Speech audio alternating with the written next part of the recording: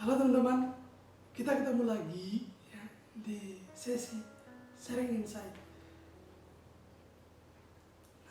Hari ini adalah hari terakhir dalam artian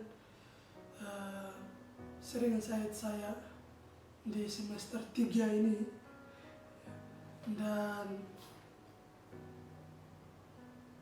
mata kuliah terakhir yang saya sharingkan hari ini adalah mengenai mata kuliah konseling humanistik ya.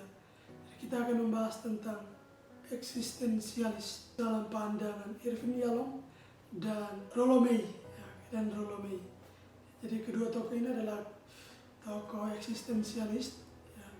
Jadi sekali lagi ya, seperti yang sudah saya jelaskan sebelumnya, mereka menemukan pandangan baru setelah melihat pandangan-pandangan sebelumnya, misalnya dari Freud, Adlerian, Jung, atau Maslow, itu dikritik dan menemukan jalan yang baru ya, menemukan pandangan yang baru ya. Pertama kita akan membahas mengenai Irvin Yalom ya. Kalau teman-teman ingin mengetahui lebih dalam siapa itu Irvin Yalom, boleh melihat di video sebelumnya itu. Setidaknya saya sudah menjelaskan lebih detail sedikit mengenai Irvin Yalom ya. Jadi di mata kuliah terakhir ini bersama Kamira, itu kami sempat melihat sebuah video ya. Video yang mana Dr. Yalom, ya kalau tidak salah ya, itu nama anaknya, mewawancarai atau memperkenalkan ayahnya. Ayahnya adalah Irvin Yalom ini. Ya, bagaimana dia menangani seorang konselor yang masih muda ya, umur 23 tahunan. Jadi dari video itu ya sangat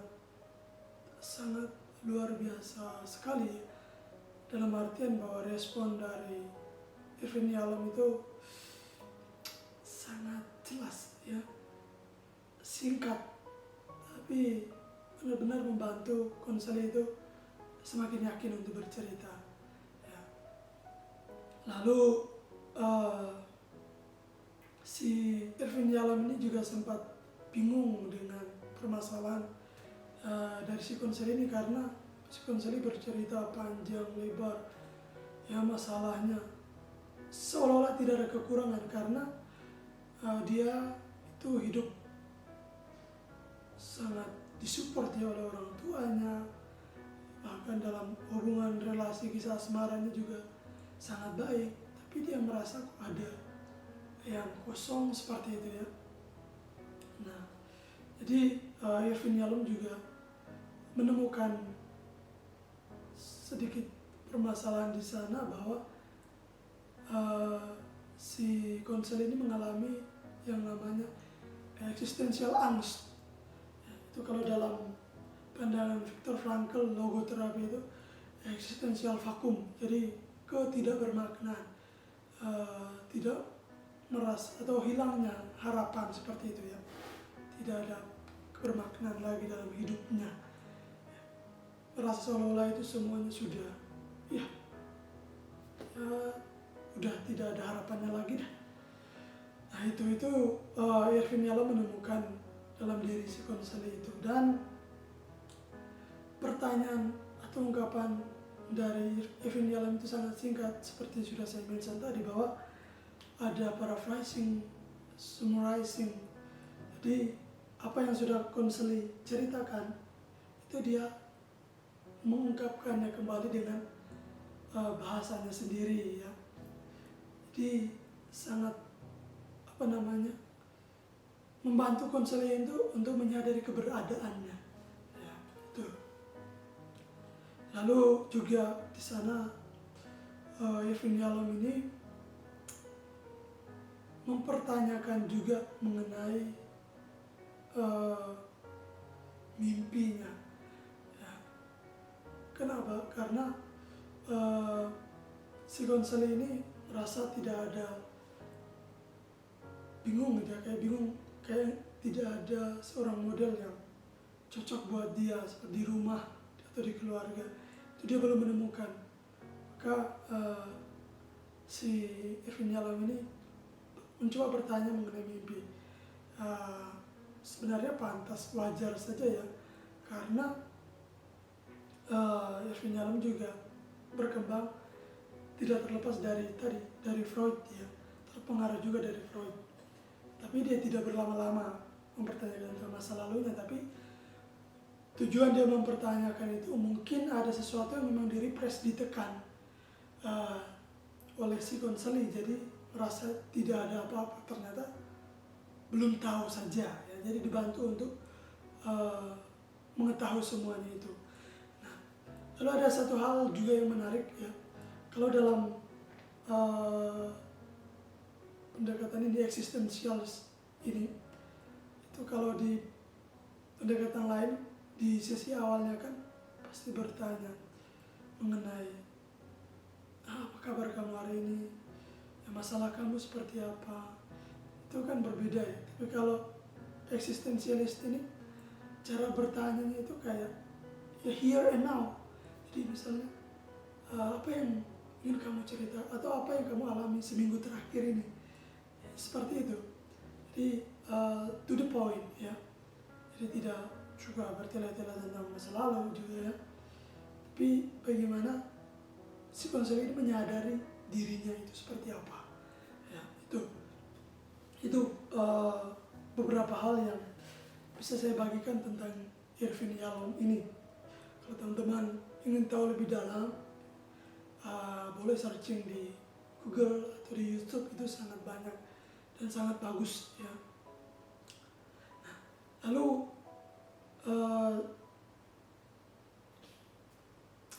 mengenai tokoh yang kedua eksistensialis juga adalah Rollo May. Ya, Rollo May ini kalau kita lihat dalam sejarahnya itu, kilas tentang sejarahnya, Rollo May ini juga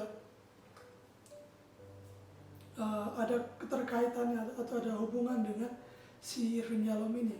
Ya, mereka mempunyai tujuan yang sama, pandangan yang sama mengenai eksistensialis ini.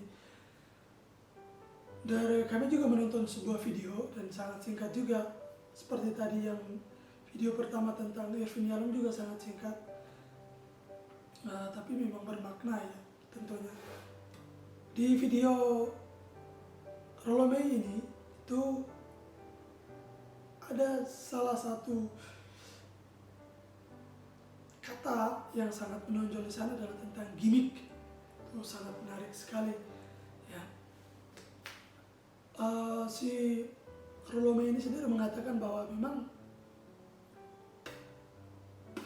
pendekatan atau teori-teori yang baru sekarang ini sebenarnya kadang-kadang hanya gimmick, dalam artian bahwa ya mereka menciptakan teori yang baru, pendekatan yang baru, itu seolah-olah teori yang lama itu memang tidak efektif ya. Tapi sebenarnya menurut Irfin Yalom sebenarnya tidak seperti itu. Justru suatu pendekatan atau suatu teknik itu sangat efektif kalau digunakan dengan baik atau diketahui dengan baik ya. Itu yang mau ditekankan. Dan juga kadang-kadang hal yang kedua, poin yang kedua yang menarik dari Irfin Yalom ini, dia menekankan juga bahwa ya kadang dalam sesi konseling juga hanya bersifat gimmick atau berpura-pura ya, semuanya itu dibuat-buat seperti itu. Artinya bahwa kadang konselor itu tidak hadir sepenuhnya dengan konseling, itu dibuat-buat, hanya formalitas ya. Itu yang sangat disayangkan, yang mau dikritik oleh si Irfin Yalom ini, bahwa ya harus hadir sepenuhnya ya, menyadari keberadaan. Kalau mau melakukan konseling ya hadir sepenuhnya untuk konseling ya, hadir di sana dengan baik. Itu.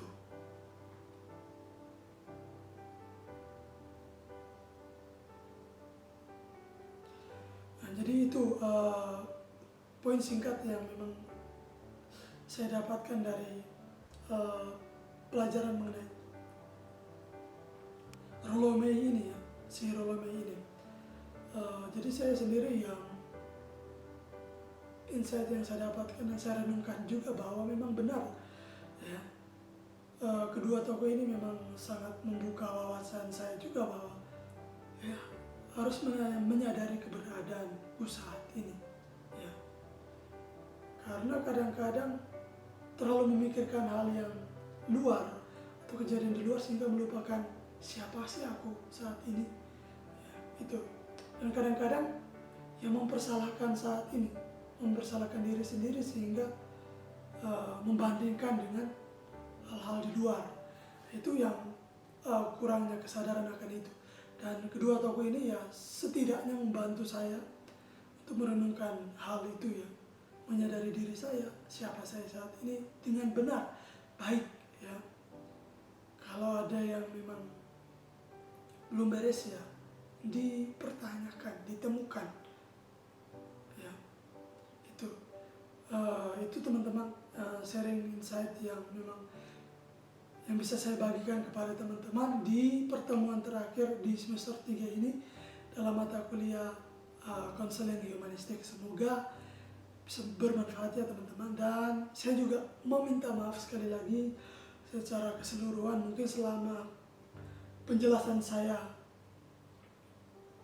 dalam sharing insight ini selama semester 3 ini mungkin ada salah kata, salah pengucapan atau perkataan yang tidak pantas. Saya mohon maaf yang sebesar-besarnya kepada teman-teman, dan saya berharap teman-teman bisa mengambil sisi baiknya, hal-hal yang bisa teman-teman petik ya, itu saya sangat mengapresiasi dan terima kasih.